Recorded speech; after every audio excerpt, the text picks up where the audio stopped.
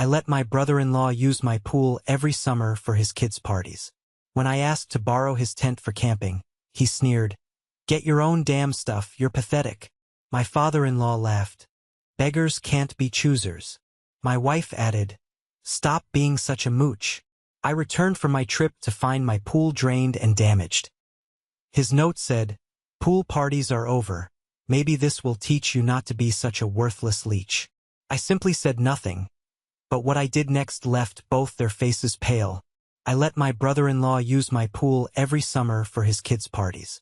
When I asked to borrow his tent for camping, he sneered, "Get your own damn stuff, you're pathetic." My father-in-law laughed, "Beggars can't be choosers." My wife added, "Stop being such a mooch." I returned from my trip to find my pool drained and damaged. His note said, "Pool parties are over. Maybe this will teach you not to be such a worthless leech." I simply said nothing, but what I did next left both their faces pale. Thank you for being here. Please grab a warm glass of water, sit down, and listen as I tell you the whole story. I stood perfectly still on the edge of the concrete patio. The evening sun was casting long, jagged shadows across my backyard, but the warmth of the July air didn't register on my skin. I was entirely numb.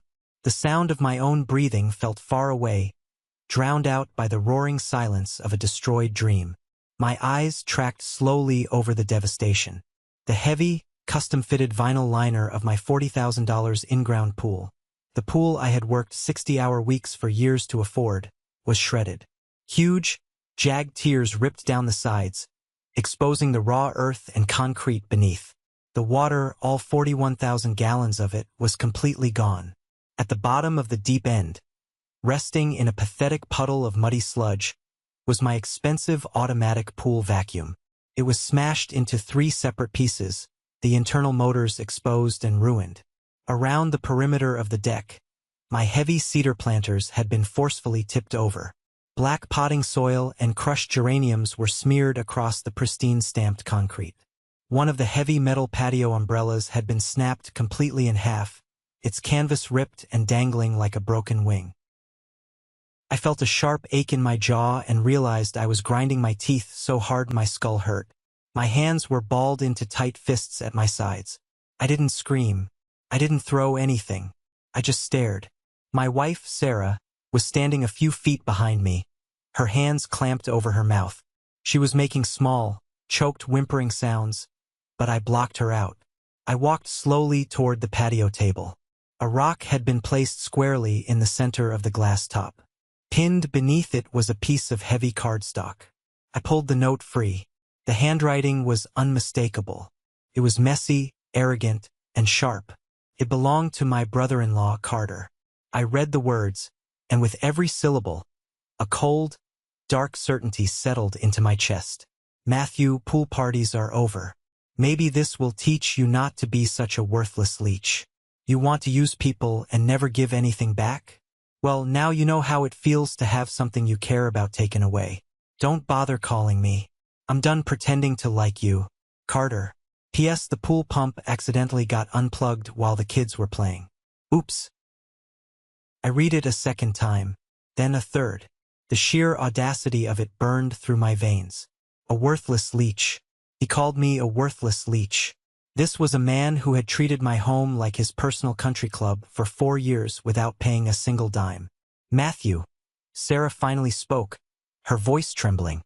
"Oh my God, Matthew. Call him. Call Carter right now. He needs to explain this. I can't believe he would do this." I didn't reach for my phone to call Carter. I didn't look at Sarah. I folded the note perfectly in half, then into quarters, and slid it into the front pocket of my jeans. I felt the sharp edges of the paper against my leg. It was the most valuable piece of evidence I had ever held. "I'm not calling your brother," I said. My voice didn't sound like my own. It was completely hollow, stripped of any warmth or panic. "What do you mean you aren't calling him? Look at our yard," Sarah yelled, her panic turning into shrill hysteria. "He ruined everything. You need to scream at him. You need to call my parents." I turned to look at her. Sarah and I had been married for 8 years. For 8 years, I had swallowed my pride, bitten my tongue, and played the role of the accommodating husband to keep the peace with her incredibly toxic family. I looked at her wide, panicked eyes, and I felt absolutely nothing. The well of patience I had drawn from for nearly a decade was bone dry. I said, "I am not calling him," I repeated softly. "And you will not call him either. You will not call your mother. You will not call your father. You will not post about this on Facebook. If you pick up your phone to warn your family, Sarah, we are done." She flinched as if I had struck her. "Then what are you going to do?" I pulled my phone from my pocket and dialed a number I knew by heart. "I'm calling the police, and then I am going to destroy him." I had been silent for too long. But when a man finally decides to dismantle the life of his enemy, he doesn't need to shout. He just needs a plan. But to understand why this pool meant so much to me, and why Carter's note was the ultimate betrayal, you need to understand exactly what I went through to build this life. The police cruiser pulled into my driveway 20 minutes later. The flashing red and blue lights reflected off the front windows of my house, casting an eerie glow over the neighborhood. 2 officers stepped out, their heavy boots crunching on my gravel driveway. I met them at the side gate and walked them into the backyard. When they saw the empty, shredded pool, both of them stopped in their tracks. Officer Higgins, an older guy with a thick mustache, let out a low whistle. "Well, that is a hell of a mess, buddy. Vandalism, intentional destruction of property," I corrected him calmly. I handed him the folded note. The perpetrator left a written confession. Higgins read the note, his eyebrows rising toward his hairline. He handed it to his partner, a younger officer taking notes on a small pad. "Your brother-in-law did this?" Higgins asked, looking at me with a mixture of pity and disbelief. "Yes, sir. He admitted to unplugging the pump and draining the water. The damage to the liner and the equipment is extensive. I've already called a pool maintenance company to get an official estimate of the damages, but it will easily exceed $15,000. That makes it a felony," the younger officer stated, looking up from his notepad. "Felony criminal mischief." "I am aware," I replied. "I want to file a full report. I want this documented immediately." Sarah stood by the back door, her arms wrapped tightly around her stomach. She looked terrified, not of the police but of me. She had never seen me like this. For years I was the guy who smiled and nodded. I was the guy who paid the dinner bill when her father conveniently forgot his wallet. I was the guy who let her brother park his muddy truck on my clean driveway. She was waiting for me to back down, to say, "Let's just handle this within the family." I didn't. I gave the officers my statement word for word. I watched them take photographs of the broken vacuum, the torn liner, the shattered umbrella, and the spilled dirt. I made sure they photographed the exact spot where the note had been left. When they finally drove away, leaving me with a small white card containing the case number, the reality of the situation settled over the house like a thick fog. "You really filed a police report against my brother," Sarah whispered as I walked back into the kitchen. "He destroyed my property, Sarah. He committed a crime. The police are the appropriate people to handle crimes." I walked past her, went to the sink, and poured myself a glass of water. My hands were perfectly steady. "My parents are going to lose their minds," she said, her voice shaking. "You know how my dad gets. He's going to say you're tearing the family apart over money." I took a slow sip of water. When my grandfather passed away, the funeral was the first time I noticed how Joseph, my father-in-law, controlled everything. He dictated the seating arrangements, he complained about the cost of the flowers, and he made sure everyone knew he considered himself the patriarch of the extended family. He ruled his family through financial manipulation and loud, aggressive bullying. Sarah was terrified of him. Carter was a cheaper, lazier copy of him. "Let your father say whatever he wants," I told her, setting the glass down. "He isn't going to save Carter this time. No one is." I walked down the hallway to my home office and locked the door behind me. I sat in my leather chair, opened my laptop, and stared at the blank screen. The rage was still there, a hot coal burning in my chest, but I was channeling it. I wasn't just going to fix the pool.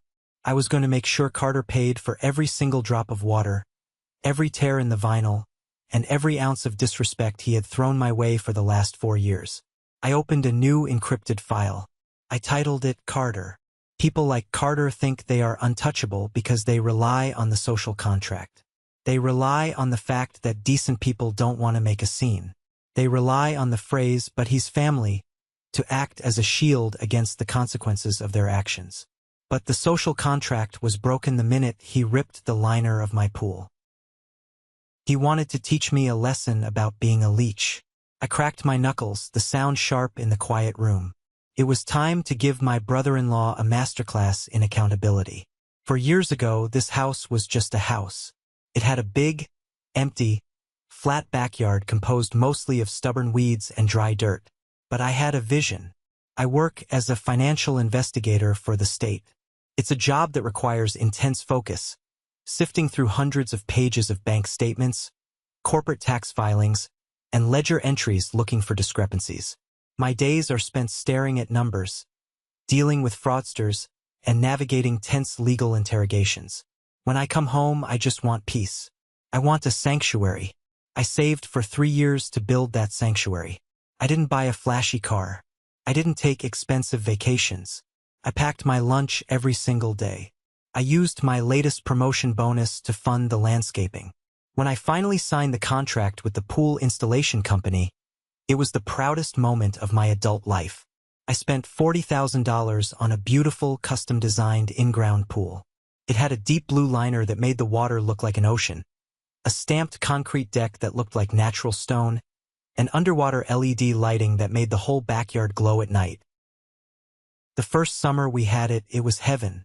I would come home from a grueling day at the office, step into the cool water, and feel the stress wash right off me. It was my reward for playing by the rules and working hard. But my peace didn't last long. Carter is 3 years older than me, but he operates with the maturity of an entitled teenager. He bounces from job to job, always chasing some get-rich-quick scheme, always talking about a big deal that is just around the corner. He lived in a cramped 2-bedroom apartment downtown with his wife and their 2 kids, Nathan, who is 9, and Luke, who is 7. The weekend after the pool was finished, Carter showed up unannounced. He didn't knock. He just walked through the side gate, carrying a cheap plastic cooler, trailed by his 2 kids who were already wearing their swimsuits. "Hey man," Carter yelled, dropping the cooler onto my pristine new deck.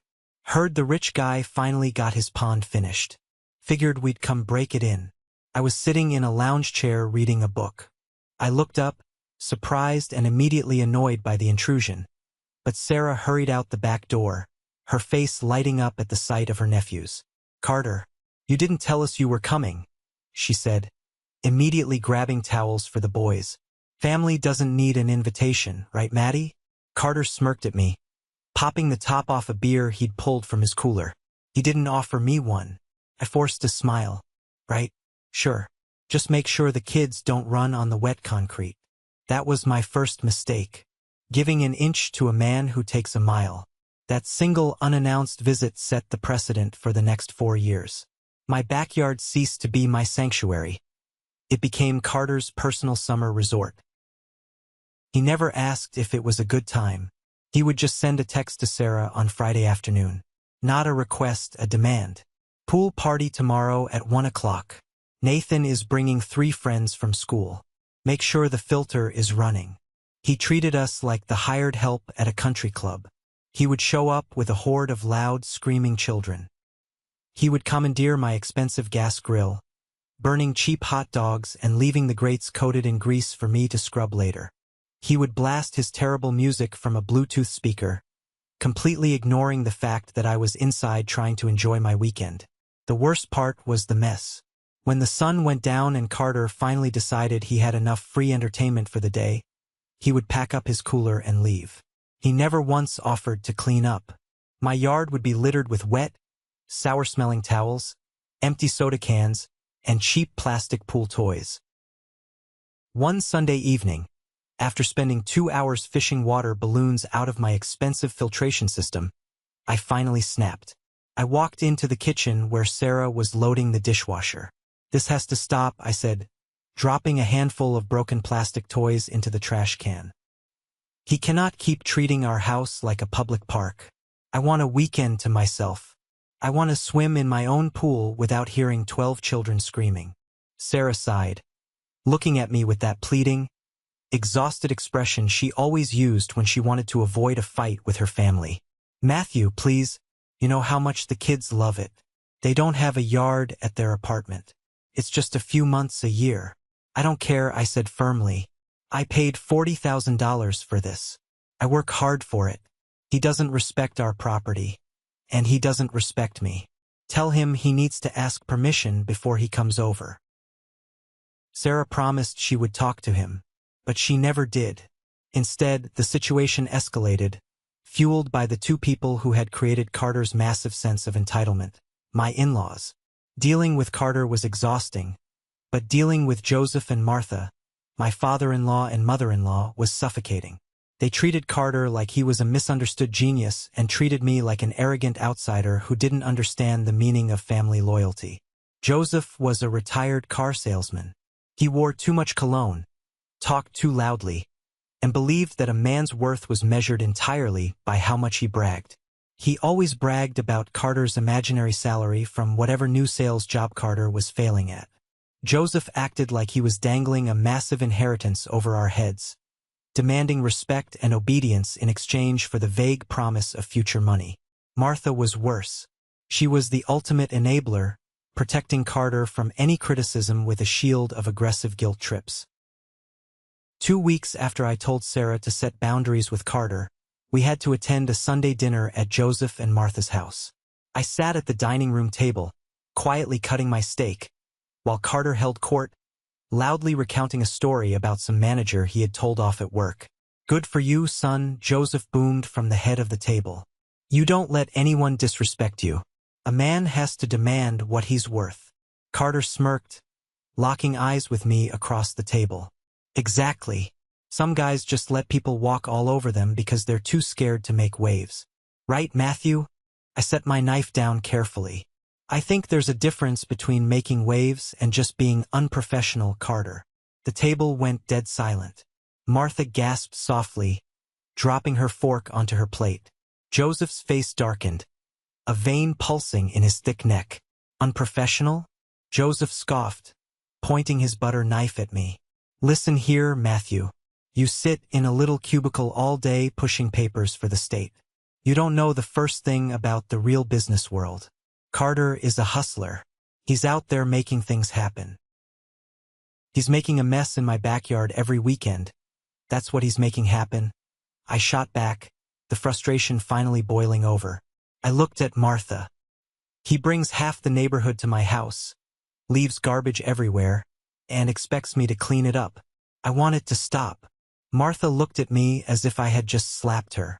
"Matthew, how can you be so selfish? You have that huge, beautiful house. You have that fancy pool. You have no children of your own to provide for. Carter is struggling. The least you can do is share what you have with your own blood." "I'm not his blood," I said coldly. "And I'm not his babysitter. You are family." Joseph roared, slamming his fist on the table, making the glasses rattle. "Family shares. You think because you make a decent government paycheck you're better than us? Carter is struggling to put food on the table, and you're crying about a few wet towels? Grow up, Matthew. Stop acting like a spoiled brat." I looked at Sarah. I waited for her to defend me. I waited for her to say, "Actually, Dad, Matthew works very hard, and Carter is disrespectful." I waited for my wife to be my partner. Sarah looked down at her lap, her face flushed red. She picked at her napkin and said absolutely nothing. The betrayal stung worse than Joseph's insults. Carter sat across from me, a smug, triumphant grin plastered across his face. He knew he had won. He knew the family dynamic protected him. "Don't worry about it, Dad," Carter said, taking a loud gulp of his beer. "Matthew's just tight with his stuff. He doesn't get what it means to be a provider. I'll make sure to bring my own trash bags next time so the princess doesn't have to clean up." I stood up, threw my napkin on the table, and walked out of the house. Sarah followed me 5 minutes later, apologizing profusely the entire ride home, begging me to understand that her parents were just old school. But the damage was done. I realized that day that I was completely alone in my own marriage. I was a wallet, a host, a convenience. I wasn't a respected member of the family. For the next 3 years, I retreated. I worked longer hours. When Carter brought his circus to my house on Saturdays, I stayed in my office with noise-canceling headphones. I stopped arguing because arguing was pointless. I let the resentment build, layer by layer, compacting in the dark until it was hard as stone. Then came July, the breaking point. I was desperate for a break. The relentless heat, the stress of a massive corporate fraud case I was building at work, and the suffocating presence of my in-laws every weekend had pushed me to the edge of severe burnout. I needed to get away from the city, away from my phone, and most importantly, away from Carter. I booked a 5-day camping trip to Yellowstone National Park for Sarah and me. It was going to be our first real vacation in 2 years. I had mapped out the hiking trails, reserved a secluded campsite, and bought the plane tickets. The only thing we were missing was a high-quality camping tent. I knew Carter had one. 2 years prior, during one of his brief obsessions with outdoor living, he had dropped $400 on a top-of-the-line, 4-person, all-weather camping tent. He had taken his family camping exactly once, complained about the bugs the entire time, and the tent had been gathering dust in his apartment closet ever since. Carter should have put that money in a college fund for Nathan and Luke, but he was always obsessed with buying expensive gear to look the part. Just ask him to borrow it, Sarah suggested one evening as we were packing. He hasn't used it in years, and after all the times he's used our pool, he owes us. It made logical sense. A simple favor between family members. I didn't want to call him, but spending another $400 on a tent we might only use once seemed foolish. I picked up my phone and dialed Carter's number. He answered on the 4th ring, loud music thumping in the background. "What's up, Maddie? Make it quick, I'm busy." "Hey Carter. Listen, Sarah and I are heading out to Yellowstone next week for some camping. I remembered you had that big 4-person tent you bought a couple of years ago. We were wondering if we could borrow it for 5 days. I'll make sure it's cleaned and aired out before I return it." There was a pause on the line. The music in the background was muted as if he had walked into another room. When he spoke, his voice was dripping with absolute disdain. "Are you serious right now?" he sneered. I frowned, confused by the sudden hostility. "Yeah, I'm serious. We just need it for a few days. You want to borrow my expensive camping gear? Do you have any idea how much that tent cost me, Matthew? It was $400. That's professional equipment. I know what it cost, Carter, and we will take perfect care of it. If anything happens to it, I'll buy you a brand new one." "No," Carter barked. "The answer is no. Honestly, Matthew, you have a massive house, a $40,000 pool, a cushy state job, and you're calling me begging for camping gear? Get your own damn stuff. You're pathetic." My grip on the phone tightened until my knuckles turned white. "Pathetic? Carter, you have been using my pool, my grill, and my backyard every single weekend for 4 summers. You don't pay for anything. You leave a mess every time. And you're calling me pathetic for asking to borrow a tent you don't even use. A pool just sits there," Carter yelled, his voice rising in defensive anger. "It's not like you're actually giving me anything. It's water in a hole. My tent is valuable property. Could get ripped. Could get stolen. I'm not running a charity for tight-fisted bureaucrats. Buy your own tent." Before I could say another word, the line went dead. He hung up on me. I stood in the middle of the kitchen, staring at my phone, my blood roaring in my ears. Couldn't breathe. The sheer, blinding hypocrisy of his words felt like a physical blow to the chest. A pool just sits there. Sarah walked into the kitchen, carrying a stack of hiking socks. "What did he say? Is he going to drop it off? Or do we need to go pick it up?" He said no. I gritted out, tossing my phone onto the counter. He said I was pathetic for asking. He said a pool is just water in a hole and his tent is valuable property. Sarah stopped, holding the socks to her chest. She looked uncomfortable, shifting her weight from foot to foot. I waited for her to express outrage. I waited for her to pick up her phone and demand her brother apologize. Instead, she sighed. A long, weary sigh. Well, Matthew, you do make a lot more money than he does. It probably made him feel insecure that you were asking him for something. You know how prideful he is. We should just go buy our own. I stared at her. He insulted me, Sarah. After everything we've given him, he treated me like garbage. Stop making a big deal out of nothing. Sarah snapped, her patience suddenly evaporating. You always do this. You hold a grudge over the smallest things. Stop being such a mooch and just go to the sporting goods store. I'm sick of being caught in the middle of you two. Stop being such a mooch. My own wife, the woman I had sworn to protect, the woman I had built this life for, had just looked me in the eye and called me a mooch for asking to borrow a tent from a man who spent every weekend freeloading off my hard work. I didn't yell. I didn't throw a plate against the wall. I just felt a cold, dark curtain drop between us. I looked at Sarah, truly looked at her, and realized I didn't recognize the person standing in my kitchen. She wasn't my partner. She was an extension of Joseph, Martha, and Carter. I'll go buy the tent, I said quietly.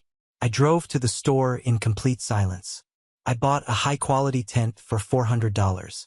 As I was standing at the checkout register, a thought struck me. Carter was perpetually broke. He was always dodging phone calls from collection agencies. How had he afforded a $400 tent 2 years ago when he couldn't even afford to fix the brakes on his truck? When I got home, Sarah was in the shower. I went into the home office and opened the filing cabinet where we kept our financial records. As an investigator, my brain is wired to look for financial anomalies. I pulled the credit card statements from 2 summers ago. I scanned the lines of charges, and there it was, a $435.50 charge at an outdoor sporting goods store. On Sarah's personal credit card. I pulled out my laptop and logged into our joint banking portal, tracing the payments. Sarah had paid off that specific credit card balance using money transferred from our joint checking account. Money that I had deposited from my paycheck. I sat back in my chair, the air leaving my lungs. The tent wasn't Carter's. He hadn't paid for it. When Sarah came out of the shower, wearing a bathrobe and drying her hair with a towel, I was standing in the bedroom holding the paper statement. You bought the tent, I said. It wasn't a question. Sarah froze, the towel pausing in her hair. Her eyes darted to the paper in my hand, and the color drained from her face. Matthew, You bought the tent 2 years ago, I repeated, my voice dangerously low. With my money. Why does Carter have it? Dad asked me to. She blurted out, her voice frantic. Dad's credit card was maxed out, and Carter really wanted to take the kids camping to prove he was a good dad. Dad asked me to just put it on my card, and he promised he would pay me back. He swore he would. Did he pay you back, Sarah? She looked at the floor. No. But it's family, Matthew. I couldn't say no to my dad. So, let me get this straight, I said, enunciating every single word. Your father manipulated you into buying a $400 tent for your brother. You used my money to pay for it. And when I asked to borrow the tent that I essentially paid for, your brother called me pathetic, your father called me a beggar, and you called me a mooch. Sarah started to cry. Large, dramatic tears rolling down her cheeks. I didn't want to start a fight. If I told you the truth, you would have been so mad at my dad. I was just trying to keep the peace. You didn't keep the peace, Sarah, I said, tossing the statement onto the bed. You just chose a side, and it wasn't mine. I stared at Sarah, wondering if a divorce was inevitable. The foundation of our marriage was entirely rotten. I packed my duffel bag for Yellowstone, feeling like a stranger in my own home.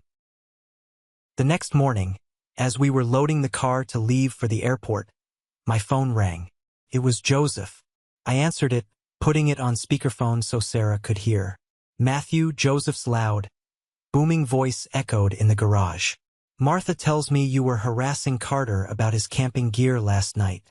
I asked to borrow a tent, Joseph, I said flatly. Well, Beggars can't be choosers, Joseph laughed.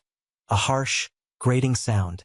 You need to learn to stand on your own 2 feet, son. Carter works hard for what he has. He takes pride in ownership. You shouldn't be trying to leech off his success. Have a good trip. Try not to beg any park rangers for free food. He hung up. I looked at Sarah.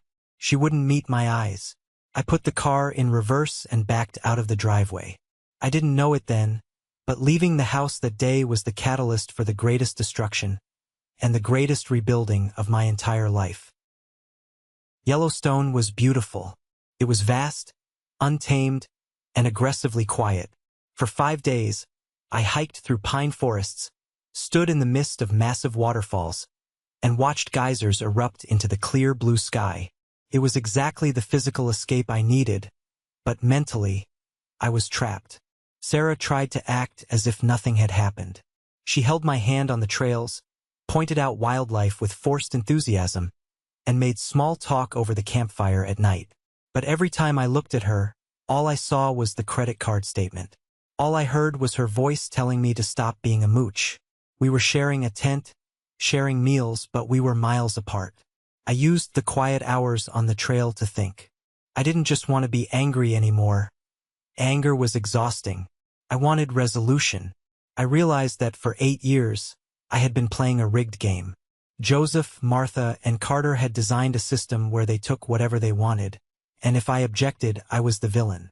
Sarah was their willing accomplice, sacrificing me to keep herself safe from her father's temper. I decided on the 3rd night, as I sat watching the embers of the campfire burn down to ash, that the game was over. When we got back, things were going to change. I was going to establish absolute, non-negotiable boundaries. No more unannounced visits. No more free rides. If Sarah couldn't accept that, then I would call a lawyer and file for divorce. I had made peace with losing the marriage if it meant saving my dignity. I felt a strange sense of calm settle over me during the drive back to the airport. It was the calm of a man who has finally made a difficult, permanent decision. I was ready to walk into my house and take my life back. But I had underestimated Carter's malice. We landed late on a Thursday evening. We collected our bags in silence, caught an Uber, and drove through the dark streets of our suburban neighborhood. The house was exactly as we left it. The front lawn was manicured. The porch light was on. It looked like the perfect, peaceful home. I unlocked the front door, carried the heavy duffel bags into the hallway, and dropped them on the floor. I stretched my back, let out a long breath, and walked through the kitchen to the back door to check on the yard. I flipped the switch for the heavy outdoor floodlights. The backyard exploded into brilliant white light, and that was when I saw it. The empty, gaping wound in the earth where my pool used to be.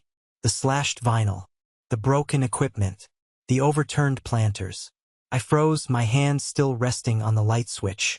The sense of calm I had built in Yellowstone shattered instantly, replaced by a cold, violent shock. I unlocked the deadbolt and stepped out onto the patio. The scene I described in the beginning unfolding around me. The smell of damp, stagnant earth filled the air. After I found the note, after Sarah panicked, after I called the police and filed the felony report, I had to call the professionals. The police left at midnight. At 7 a.m. the next morning, I was standing in the backyard with Elijah. Elijah owned the company that had installed the pool. He was a master contractor, a guy who had been in the business for 30 years. He wore thick work boots and a faded baseball cap, and he didn't say a word for a full 5 minutes as he walked the perimeter of the destruction. He climbed down into the empty deep end, inspecting the jagged tears in the heavy blue vinyl. He knelt by the pump station, examining the exposed wires and the open drainage valves. When he finally climbed back out, his face was grim.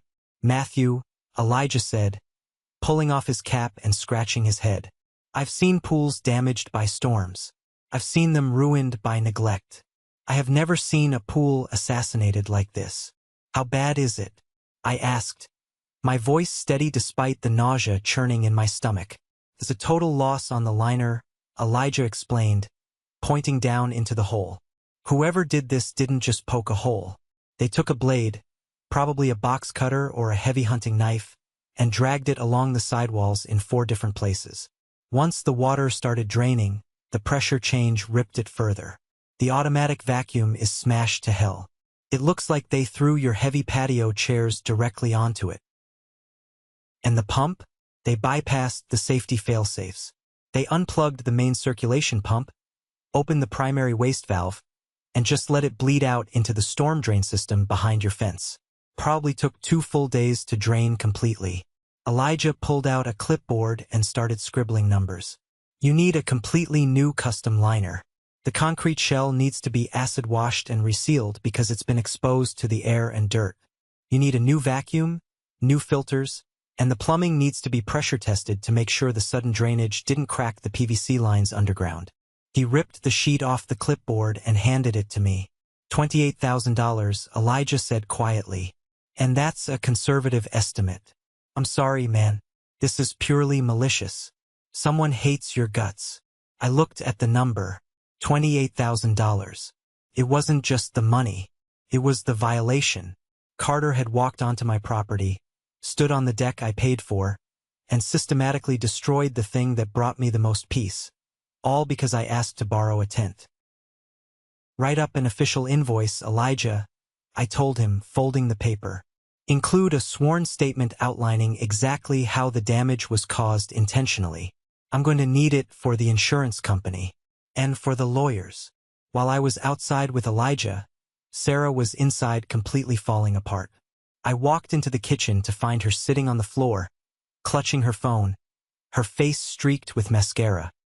He's not answering, she sobbed, looking up at me. Carter's phone goes straight to voicemail. I called Dad, but he hung up on me. I finally got Mom on the phone. I leaned against the counter, crossing my arms.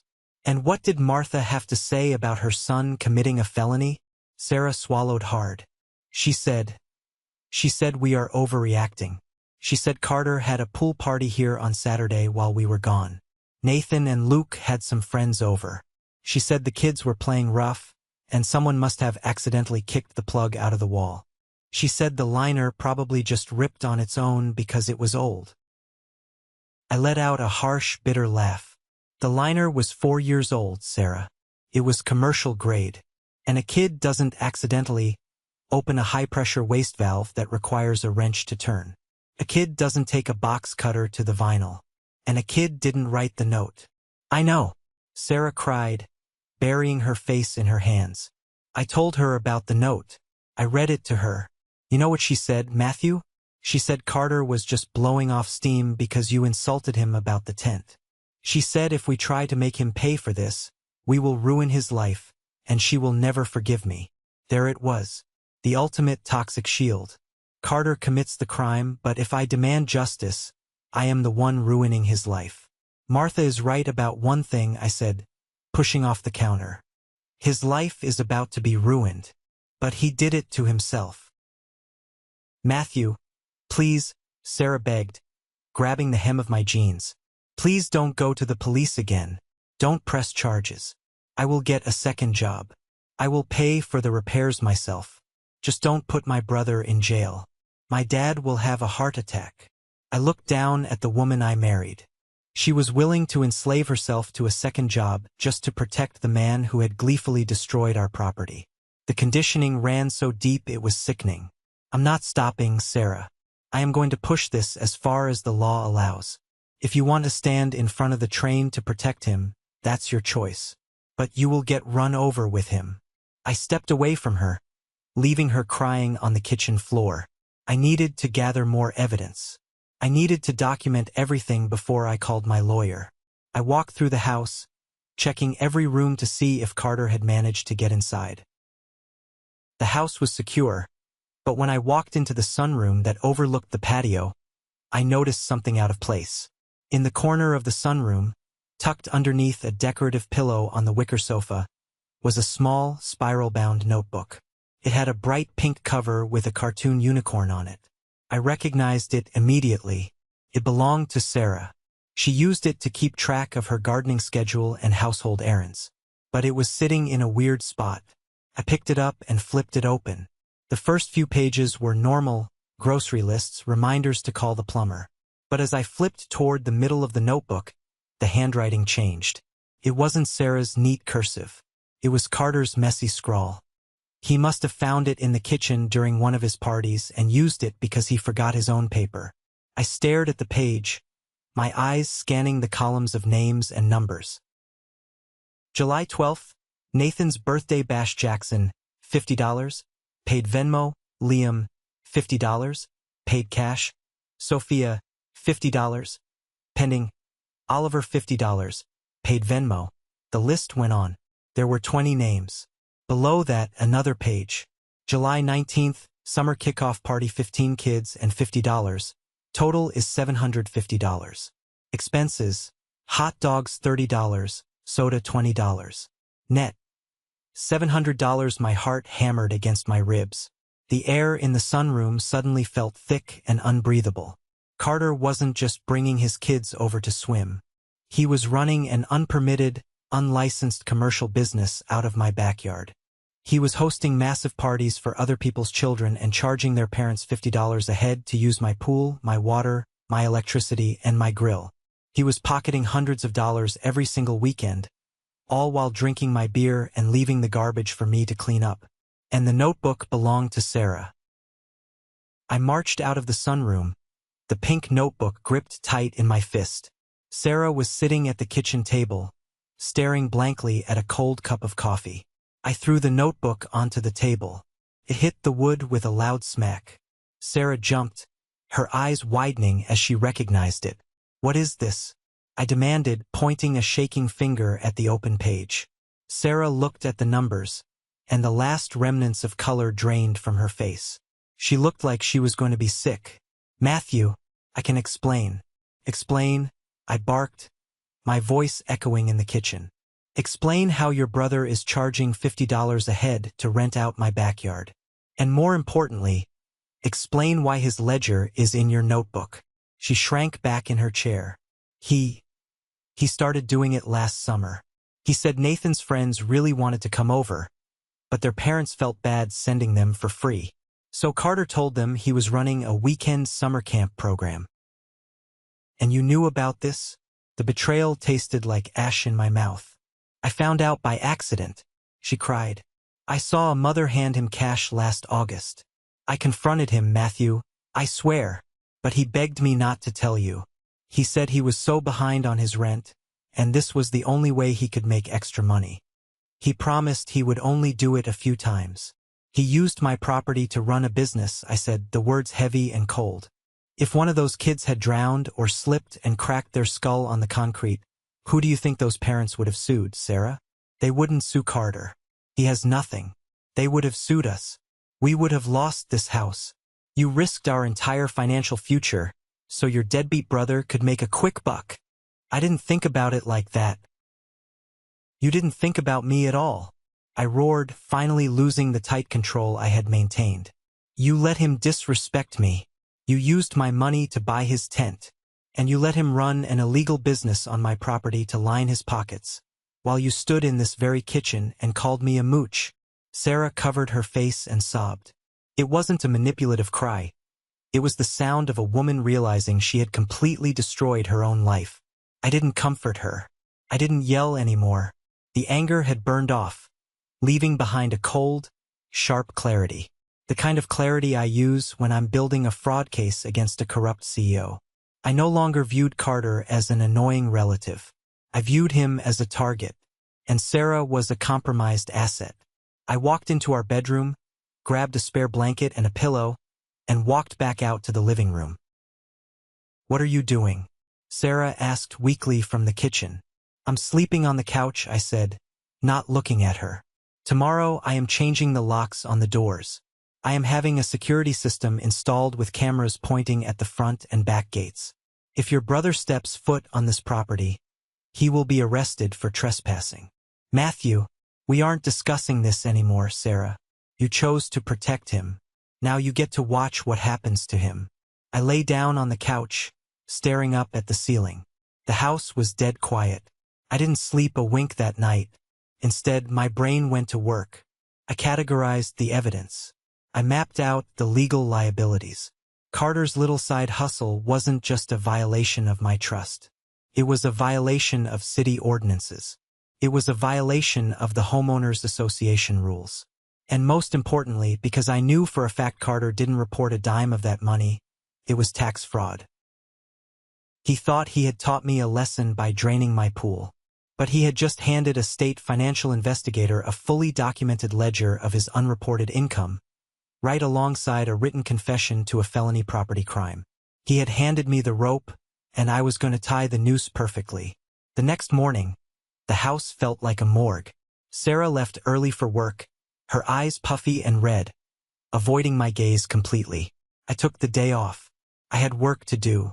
At 9 a.m., I was sitting in the polished mahogany conference room of Aaron Miller's law office. Aaron wasn't just my lawyer, he was a close friend. We played golf together. He knew my situation with Carter, and he had spent years telling me I needed to drop the hammer. I slid the police report, Elijah's $28,000 estimate, Carter's handwritten note, and photographs of Sarah's notebook across the table. Aaron picked up the note first. He read it, his eyes narrowing, then let out a sharp bark of laughter. "Matthew, please tell me he actually left this at the scene of the crime." "Pinned under a rock," I confirmed. "He's an idiot. Complete, arrogant idiot," Aaron said, shaking his head. He looked over the estimate and the photos of the ledger. "Okay, you have a few options here. We can file a civil suit immediately for the property damage. But honestly, given his financial history, getting blood from a stone is hard. We could win a $30,000 judgment, but he doesn't have the assets to pay it. I don't just want a judgment, Aaron. I want him to feel it. I want the pressure to squeeze him from every side. I want his safety nets destroyed." Aaron smiled, a predatory gleam in his eye. "I like where your head is at. First step, homeowners insurance. You file a claim today. You give them the police report, the estimate, and the note. It's an open and shut case of malicious mischief by a named third party. Your insurance will pay to fix the pool immediately. And then they go after Carter for the money," I finished. "Exactly. It's called subrogation. The insurance company's lawyers are much scarier than I am, and they have infinite resources. They will garnish his wages, put liens on his truck, and ruin his credit score until he pays back every cent of that 28 grand. I nodded. That handled the pool. What about the business he was running? Aaron tapped the photo of the notebook. "This is beautiful. Operating a commercial enterprise on a residential property without permits. I suggest you make 2 phone calls this afternoon. One to Gabriel, the head of your HOA, and one to Wyatt down at City Planning. Carter was charging entry fees. That changes the legal definition of the gatherings. He wasn't having a family barbecue. He was operating an unpermitted commercial venue. I spent the rest of the day executing the plan. The insurance adjuster came to the house by noon. When I handed him Carter's note, the adjuster actually smiled. "Mr. Mason, people usually try to hide insurance fraud. Your vandal literally signed his work. We'll have a check cut for the repairs by next week, and our legal department will initiate recovery protocols against Carter." Next, I met with Gabriel, the HOA president. Gabriel was a retired military man who hated noise complaints. When I showed him the evidence that Carter had been charging admission for those loud Saturday parties, Gabriel turned purple. "Commercial activity is strictly forbidden in the bylaws, Matthew. I'm issuing a retroactive fine of $500 per event. Based on this ledger, that's $4,000 in HOA fines. Send the bill directly to Carter's address," I told him. He was the operator. Finally, I called Wyatt at the City Code Enforcement Office. Wyatt confirmed that running an unlicensed recreation business carried a steep municipal penalty. He opened a file on Carter that same afternoon. The walls were closing in, but I wasn't done. I was saving the best and most devastating weapon for last. That night, I locked myself in my home office. It was time to put my professional skills to work. Carter thought I was just a paper pusher. He had no idea how dangerous a man with access to financial databases could be. I booted up my encrypted work laptop. As a state fraud investigator, I have legal access to search public tax records, business registry databases, and cross-reference financial data for active investigations. I wasn't going to break the law, but I was going to look very closely at the public breadcrumbs Carter had left behind. I started with Venmo. Sarah's notebook showed that Carter received half his payments via the app. Carter's Venmo profile was public because he loved the attention. I scrolled back through his transaction history for the last 2 summers. Sure enough, dozens of payments from various parents. The captions were arrogant. Nathan's VIP pool bash, summer camp fee, water park access. But what caught my eye wasn't the payments from the parents. It was where Carter was sending the money after he collected it. He wasn't keeping it in his personal account. He was funneling large, even sums of money, $500 here, $1,000 there, to a user account named Apex Solutions LLC. I frowned, leaning closer to the screen. Why was a broke guy transferring cash to an LLC? I opened the state business registry database and searched for Apex Solutions. The company was registered to a P.O. box downtown. The registered agent was a man named David Vance. My blood ran cold. David Vance. I knew that name. I knew it intimately. David Vance was the primary target of a massive, multimillion-dollar tax evasion and money laundering investigation my department had been building for 6 months. Vance ran a network of shell companies using small-time contractors to wash cash. I pulled up the active case file from my secure server and cross-referenced the data. Carter wasn't just throwing parties. He was working as a low-level cash collector for Vance. Vance probably promised Carter a cut or a way to hide his assets from debt collectors by funneling it through the LLC. Carter was taking the cash he scammed off the pool parties, mixing it with whatever other shady money he was moving for Vance, and passing it up the chain. I sat back in my chair, the glow of the monitor illuminating the dark room. I let out a low, disbelieving laugh. Carter had inadvertently tied his petty, spiteful revenge plot directly into a major state felony investigation. He was swimming with sharks and he thought he was the apex predator. If I reported his unreported income from the pool parties to the IRS, he would get hit with a nasty tax bill. But if I submitted my findings, the Venmo logs, the connection to Apex Solutions, to my department director, Carter wouldn't just be facing fines. He would be facing federal indictments for conspiracy to commit money laundering. If Carter went to prison, his ex-wife would get full custody of Nathan and Luke, and his life would effectively be over. I had the kill shot loaded in the chamber. I just needed the perfect place to pull the trigger. I didn't want to just send an email and let the cops arrest him quietly. I wanted him to see it coming. I wanted Joseph, who had mocked my salary and my career, to watch his hustler son get dismantled by the exact job he had ridiculed. I wanted Martha to see the monster she had created. I picked up my phone. It was 11 p.m., but I knew the man I was calling would be awake. I dialed Charles. Charles was Sarah's uncle, Joseph's older brother. He was a retired state court judge. Unlike Joseph, Charles was a man of immense integrity, quiet power, and zero tolerance for nonsense. He was the only person in the family that Joseph genuinely feared, because Charles held the key to the family trust, the inheritance Joseph was always banking on. "Matthew?" Charles answered, his voice gravelly and calm. "It's late. Is everything all right with Sarah?" "Sarah is fine, Charles," I said. "But everything else is not. I need your help. I need you to call a mandatory family meeting this Sunday at your house." "A family meeting? Why?" "Because Carter destroyed my pool, caused $28,000 in damages, and left a note confessing to it. And I am about to ruin his life. I want Joseph and Martha to see the evidence before the police show up at their door." There was a heavy silence on the line. Then, Charles sighed, a sound of profound disappointment. "Bring the evidence, Matthew. Sunday at 2 p.m. I will make sure they are all there." I hung up the phone. The trap was set. The storm was coming, and I was holding all the lightning. Sunday morning felt entirely different than any other Sunday in my life. The house was quiet, but it wasn't the heavy, suffocating silence of a broken marriage or the anxious quiet of waiting for Carter to show up and ruin my day. It was the sharp, focused quiet of a man preparing for a surgical strike. I woke up early, showered, and put on a crisp button-down shirt and slacks. I didn't dress like I was going to a family barbecue. I dressed like I was walking into a courtroom. I packed my leather briefcase with meticulous care. Inside were the police report, Elijah's official repair estimate, the pink notebook with Sarah's handwriting and Carter's ledger, the HOA violation notices, the Venmo transaction logs, and the state tax registry files tying Carter to David Vance.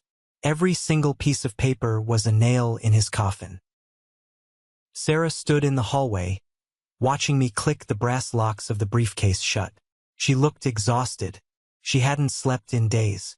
The word divorce had been hanging silently in the air between us all weekend. It was a heavy, invisible weight, pressing down on every interaction. "We're really doing this?" she asked, her voice barely a whisper.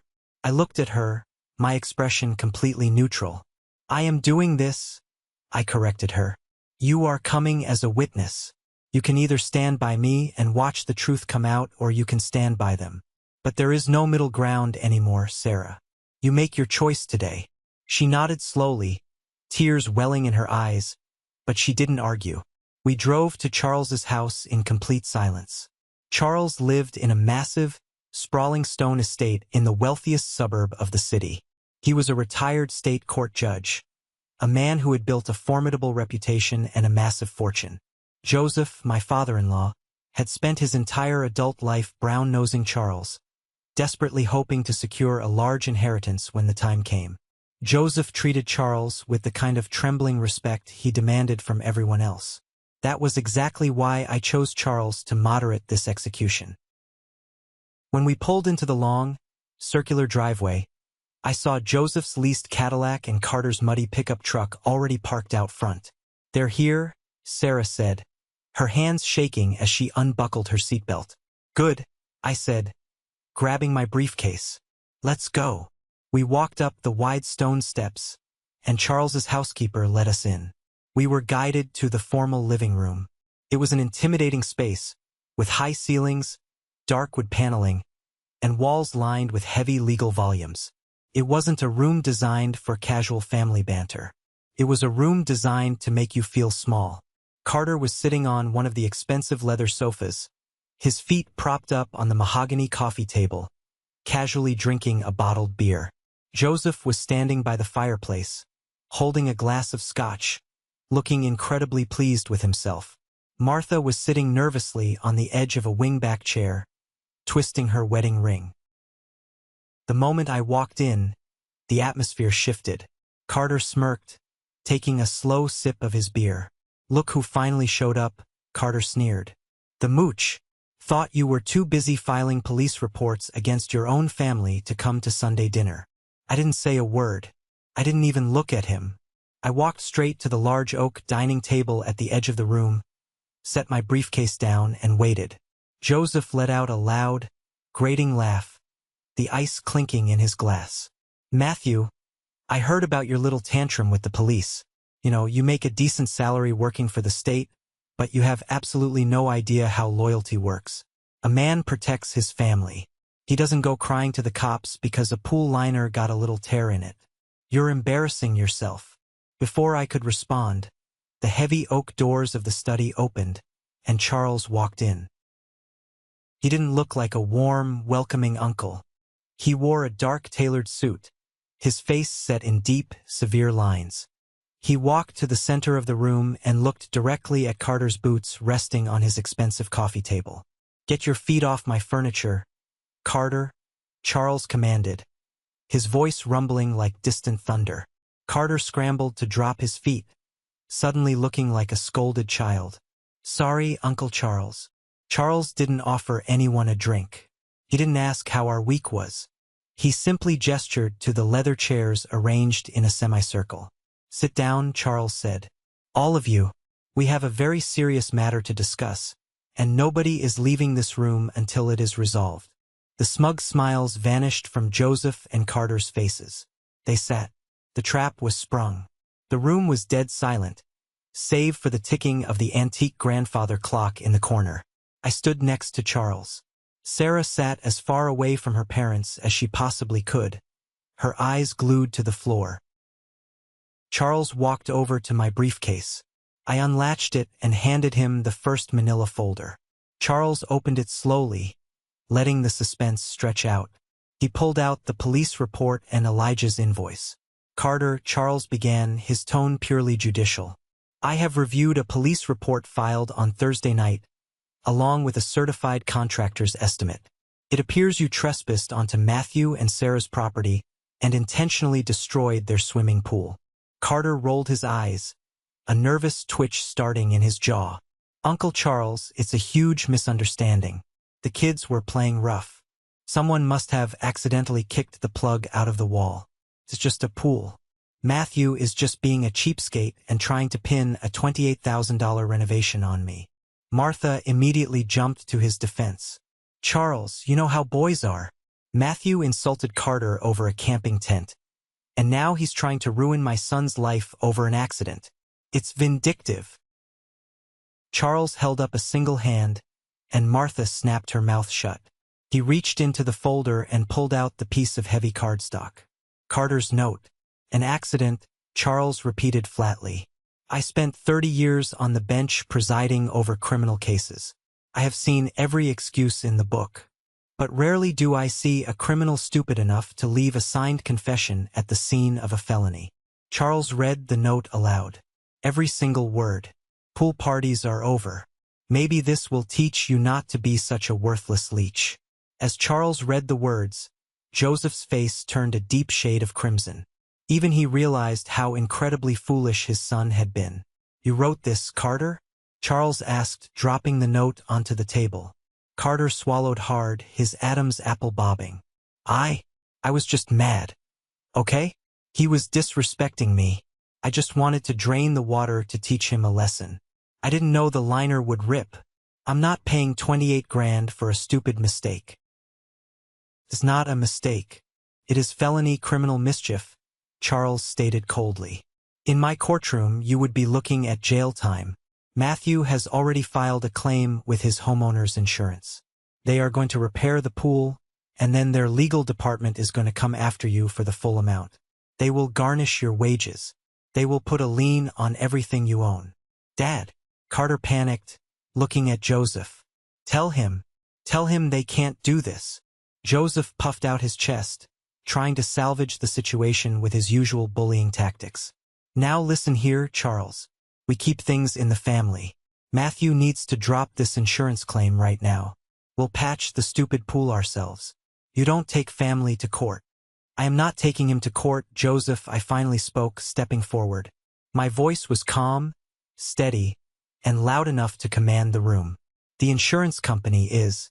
And honestly, the $28,000 for the pool is the least of Carter's problems." Carter sneered at me, trying to regain his false bravado. "What are you talking about, you paper-pushing loser? You think you scare me?" I opened my briefcase again.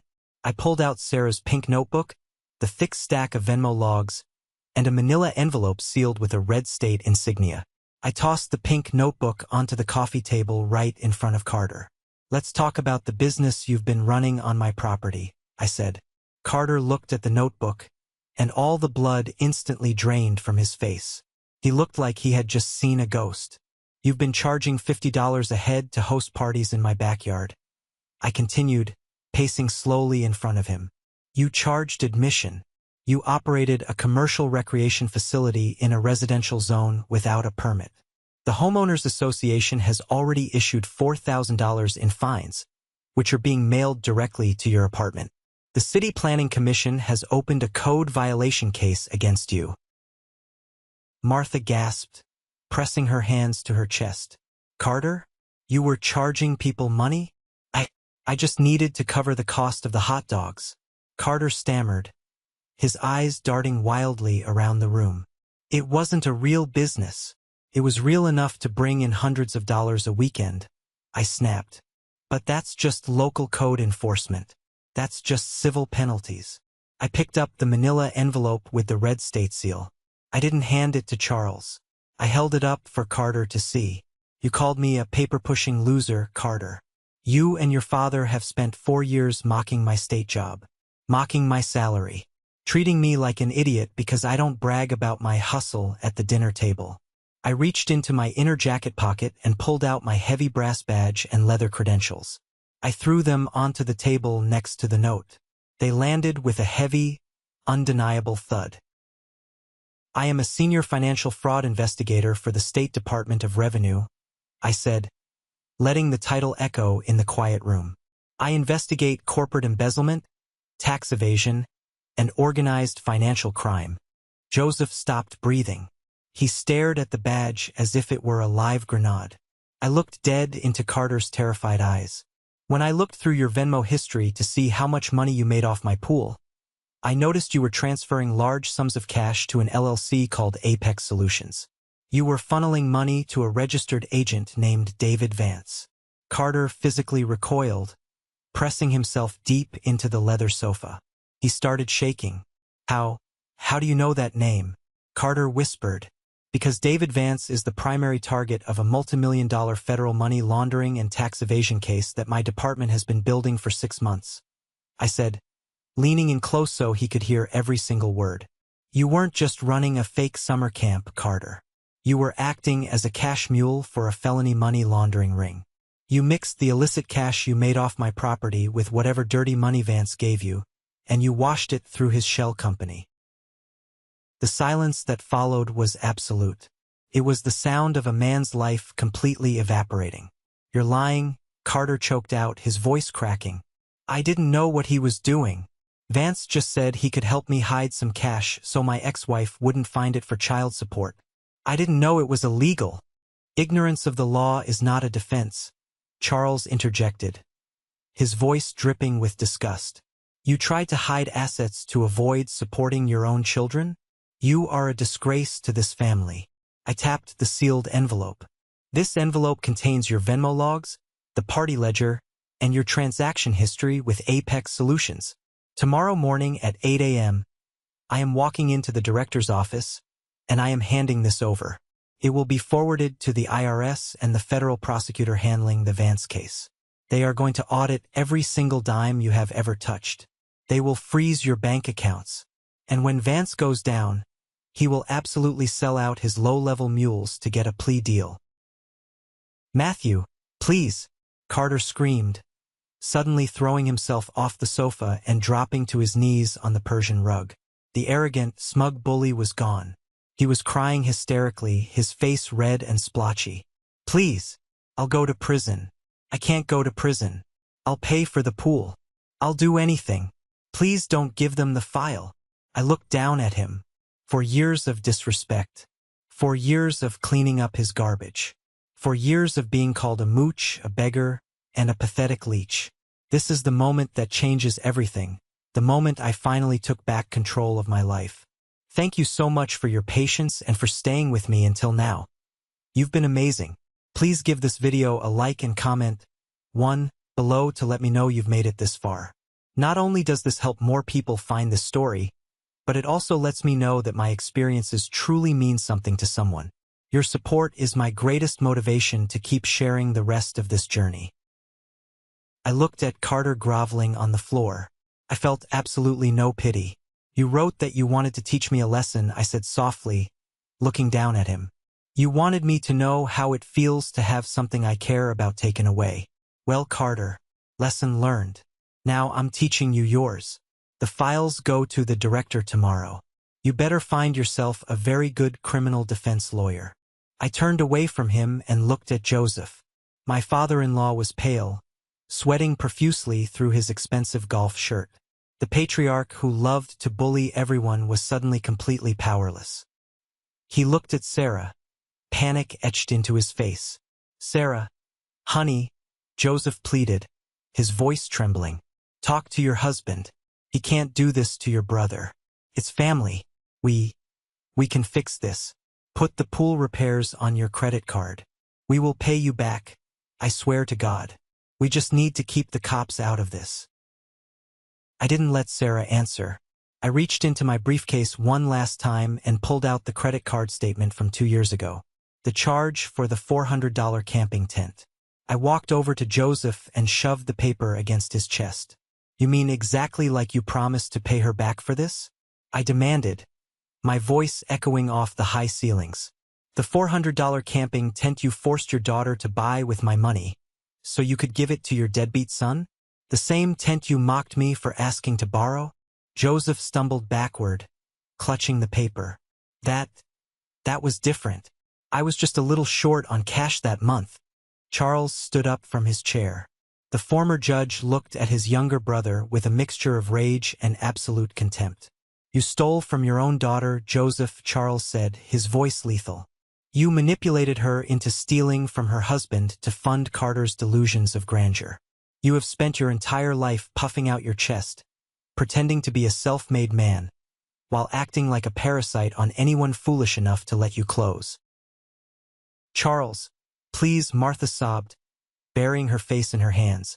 Don't say these things. We are a family. Not anymore, Charles snapped. He pointed a finger directly at Joseph's face. Listen to me very carefully, Joseph.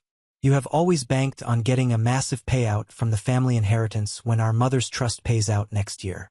As the executor of that trust, I am telling you right now, I am legally restructuring it. You and Carter are being cut out completely. Every single dime that would have gone to you is going directly into a locked trust for Nathan and Luke. You will not see a single penny of this family's money ever again. Joseph let out a strangled gasp, clutching his chest as if he were actually having a heart attack. The inheritance, the ultimate trump card he always held over everyone's head, was gone in a matter of seconds. I picked up my briefcase and snapped it shut. This meeting is over, I announced. I looked at Joseph, Martha, and Carter. None of you will ever step foot on my property again. If you call my phone, I will log it as harassment.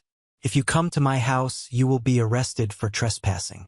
Enjoy the audits. I turned and walked out of the study. I didn't look back to see if Sarah was following me. I walked out the heavy front doors, down the stone steps, and stood by my car. A minute later, the front door opened, and Sarah ran out. She was crying so hard she could barely breathe. She practically collapsed against the side of the car, grabbing my arm. Matthew, she gasped, her voice broken. I am so sorry. Oh my God. I am so sorry. I didn't know. I didn't know how bad they were. I was so blind. Please don't leave me. I will do whatever it takes. We can go to counseling. I will cut them off completely. Just please don't file for divorce. I looked down at her. For the first time in our 8-year marriage, she had actually stood by my side instead of shielding her toxic family. The spell Joseph had over her was broken. She saw them for the parasites they truly were. Get in the car, Sarah, I said quietly. We have a lot to talk about. 3 months later, the suffocating heat of July had given way to the crisp, cool air of October. My backyard was a masterpiece. The insurance company had paid out the claim with lightning speed once their subrogation lawyers saw Carter's note. I hired Elijah to rebuild the pool, and I used some of my own savings to upgrade it. The new vinyl liner was a deep, sparkling midnight blue. The deck was expanded, the planters were replaced, and I had a state-of-the-art security system installed with cameras covering every inch of the perimeter. It was peaceful. It was finally my sanctuary. The fallout from that Sunday meeting at Charles's house was absolute and devastating. True to my word, I handed the files over to my director. The state tax board and the IRS descended on Carter like vultures. When the state investigators showed up at the logistics company where Carter was working his new hustle, he was fired on the spot. The company didn't want any association with a federal money laundering probe. The IRS froze his bank accounts pending a full audit of his unreported income. Because his accounts were frozen, he couldn't make rent. He couldn't pay his truck loan. His beloved, oversized pickup truck was repossessed in the middle of the night. He was forced to move into a tiny, run-down studio apartment on the bad side of town. But the most brutal consequence came from his ex-wife. When she found out Carter was facing potential felony indictments for his involvement with Apex Solutions, she didn't hesitate. She hired a ruthless family lawyer and filed an emergency petition for full custody of Nathan and Luke. The judge granted it immediately, citing Carter's impending legal battles and unstable living situation. Carter lost the right to see his own kids without supervised visitation. The money he had scammed from my pool parties, the money that should have gone into a college fund for his boys, was entirely eaten up by the retainer for his overworked public defender.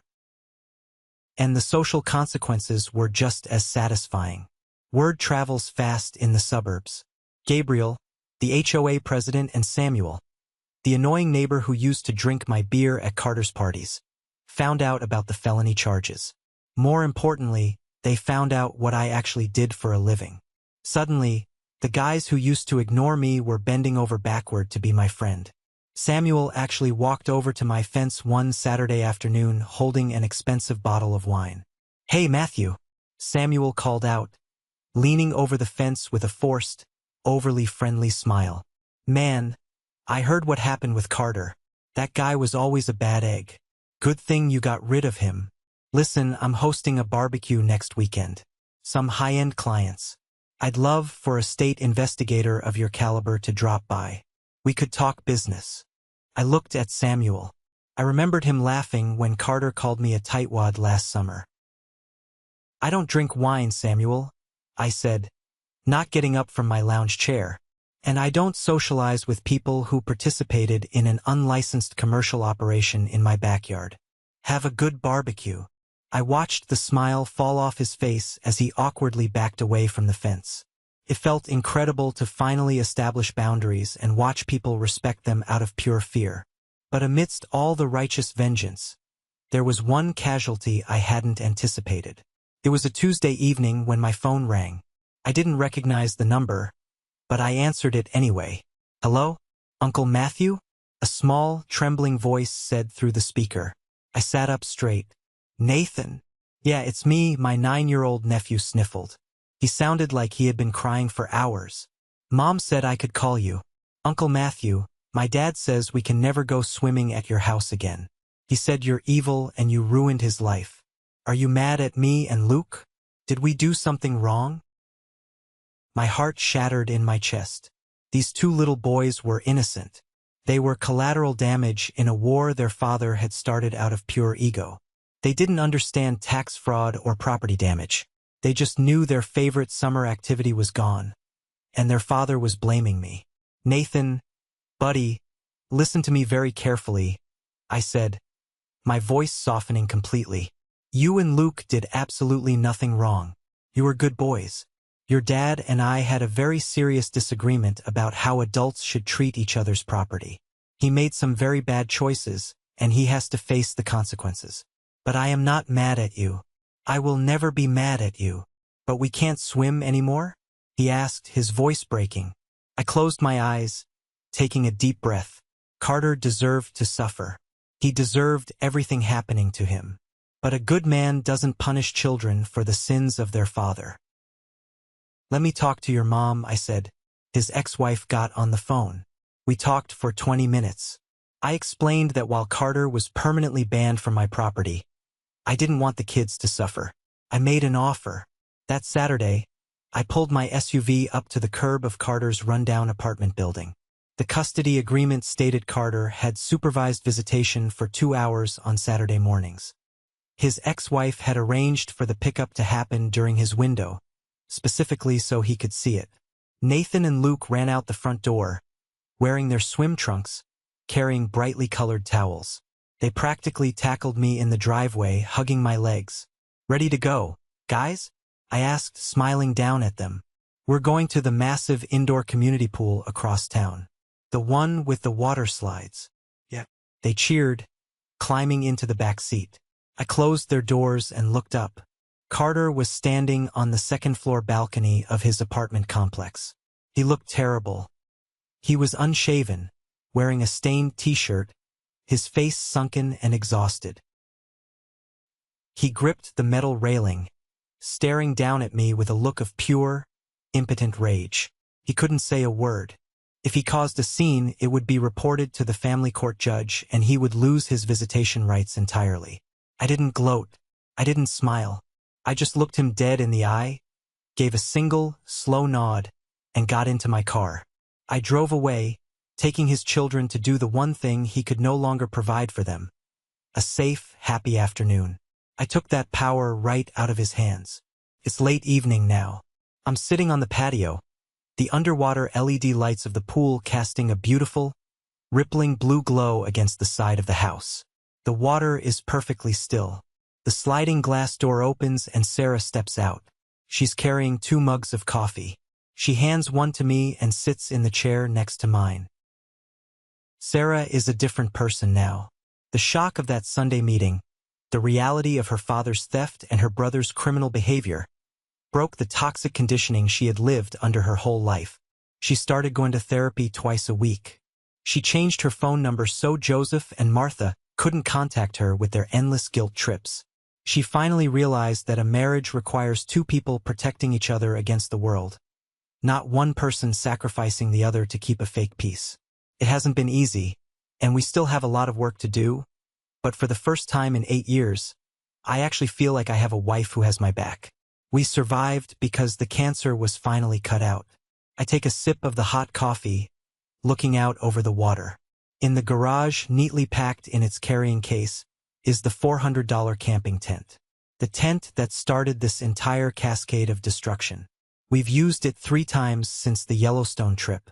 We go camping just the 2 of us, far away from cell service and family drama. That tent has become a symbol for me. It's a reminder that I don't have to ask anyone for permission to live my life. It's a reminder of my own independence. People often confuse kindness with weakness. They think that if a man is quiet, if he works a steady job, pays his taxes, and avoids conflict, he is a pushover. Carter thought I was a pushover. Joseph thought I was a coward. They didn't understand that the quietest men are often the ones building the strongest foundations. And when you try to crack that foundation, you don't find dirt. You find steel. I used to think that being the bigger person meant letting things slide. I thought swallowing my anger and cleaning up the mess was the noble thing to do. But I learned a very hard lesson this summer. Being a good man doesn't mean letting people use you as a doormat. True goodness, true protection of your family and your peace, requires you to have sharp teeth. You don't have to bite everyone, but you must be absolutely willing to tear someone apart if they threaten what you have built. Carter wanted to teach me a lesson about being a worthless leech. Instead, I gave him a masterclass on the devastating consequences of waking up a sleeping bear. My yard is clean, my pool is pristine, and my life is finally my own. Thank you for sticking around and listening to my story.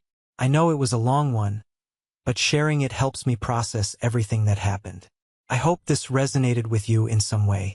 We all have those people in our lives who push boundaries, who take and take until there's nothing left.